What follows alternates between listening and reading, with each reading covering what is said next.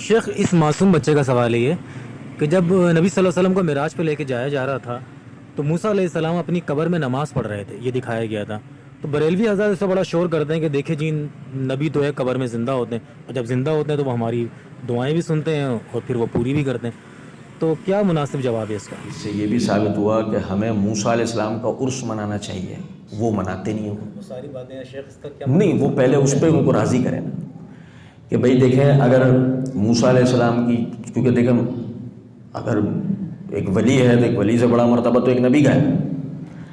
تو موسیٰ علیہ السلام کی قبر تو کوئی سعودی گورنمنٹ کے ہاتھ میں بھی نہیں ہے کہ تمہیں عرس منانے نہ دیں، تو تم وہاں تو جا کے عرس مناؤ نا موسیٰ علیہ السلام کی قبر پہ. تو جواب پتہ ہے کیا نکل کے آیا؟ کوئی نہیں جانتا موسیٰ علیہ السلام کی قبر کہاں ہے. تو پھر اس پورے دو کوئی نہیں جانتا کا مطلب کیا ہے؟ بولے نہ تاریخ میں پہلے کبھی کوئی جانتا تھا کہ موسیٰ علیہ السلام کی قبر کہاں ہے، نہ بعد میں. حتیٰ کہ وہ جو صحیح مسلم والی روایت ہے نا اس میں بھی الفاظ ہیں کہ اگر تم چاہو تو میں تمہیں وہاں لے چلتا ہوں. ٹھیک ہے نا، جس کا مطلب وہ ایک مسٹری تھا، ایک معمہ تھا کہ موسیٰ علیہ السلام کی قبر ہے کہاں. یہ جو اسرائیلی آرمی جو چاروں طرف کھدائیاں کر رہے ہیں مسجد اقصیٰ کے ہیکل کے نام پر، وہ اصل میں موسیٰ علیہ السلام کی قبر کو ڈھونڈ رہے ہیں، کیونکہ ان کے حساب سے ان کے تعلیمات کے مطابق یوسف علیہ السلام کی باقیات، سلیمان علیہ السلام کی باقیات اور موسیٰ علیہ السلام کی باقیات جو نا وہ ان کی قبر میں ہے. اب ذرا دیکھیں کہ یوسف علیہ السلام کی باقیات تو 2 منٹ کے لیے چھوڑ دیں، لیکن جو سلیمان علیہ السلام کی باقیات ہیں ان میں بقول اسرائیلی روایات کے وہ انگوٹھی ہے کہ جس کی وجہ سے جنات ان کے قابو میں رہتے تھے، وہ تخت ہے کہ جس کی وجہ سے وہ 6 مہینے کا سفر ایک پہر میں کر لیا کرتے تھے ہوائی. اسی طریقے سے جو موسیٰ علیہ السلام کا وہ عصا ہے جو اژدہا بن جایا کرتی تھی. تو وہ یہ کہتے ہیں کہ اگر یہ چیزیں ہمارے ہاتھ میں آ گئی تو ایک جو سپر نیچرل قسم کی طاقت ہے نا، یہ ہم پوری دنیا پہ اس انہی کے ساتھ حکومت کریں گے. تو وہ یہ ذہن لے کر جو نا وہ موسیٰ علیہ السلام کی قبر کو وہ جب سے ڈھونڈ رہے ہیں، کب سے؟ نبی صلی اللہ علیہ وسلم کی نبوت سے بھی پہلے سے، یعنی آپ کے نبی بننے جو زمانہ ہے اس سے بھی پہلے سے. اب یہی وجہ ہے کہ نبی صلی اللہ علیہ وسلم اللہ کے سچے رسول ہیں. اس پر ایک اور معجزاتی ثبوت دینے کے لیے اللہ نے معراج کی رات آپ کو جو بہت بڑی بڑی حیران کن چیزیں دکھائیں، ان میں ایک کیا دکھائی؟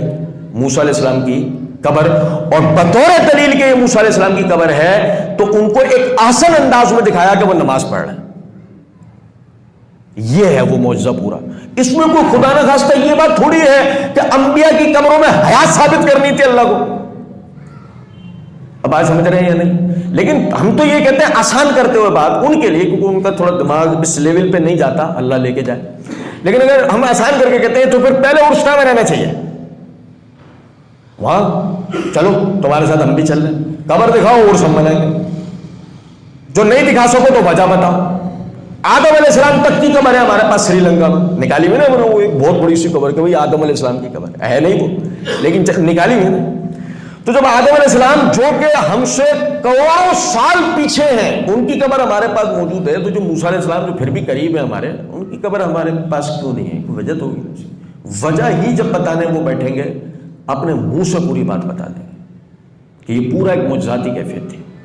پھر اچھا چلے چھوڑے نا اس بات کو، وہ ہو گیا موسیٰ علیہ السلام کے ساتھ ہو گیا. لیکن پھر نبی صلی اللہ علیہ وسلم کا کیا معاملہ ہے؟ اب جو وہ روایت آپ کو پڑھ کے سنائیں گے وہ روایت شاید وہ بھی پوری پڑھ کے نہ سنا سکتے ہوں. بھئی موسیٰ علیہ السلام کے لیے تو یہ صحیح مسلم کی روایت آ گئی، اب اللہ کے رسول صلی اللہ علیہ وسلم کے لیے تو بتاؤ. اب جو پڑھ کے بتائیں گے وہ شرح زرقانی جس کا احمد رضا خان صاحب نے اپنے ملفوظات میں حوالہ دیا ہے وہ پڑھ کے سنائیں گے، وہ پورا پڑھ کے سنائیں گے. کوئی شریف آدمی پڑھ کے نہیں سنا سکتا. جیسے ہی وہ پڑھ کے سنائے گا وہی وہ پکڑا جائے گا. ارے کون سی باتیں کر رہے ہو میاں، یہ کیا کہہ رہے ہو، یہ کون سے عقیدے ہیں؟ سمجھ میں آ گئی؟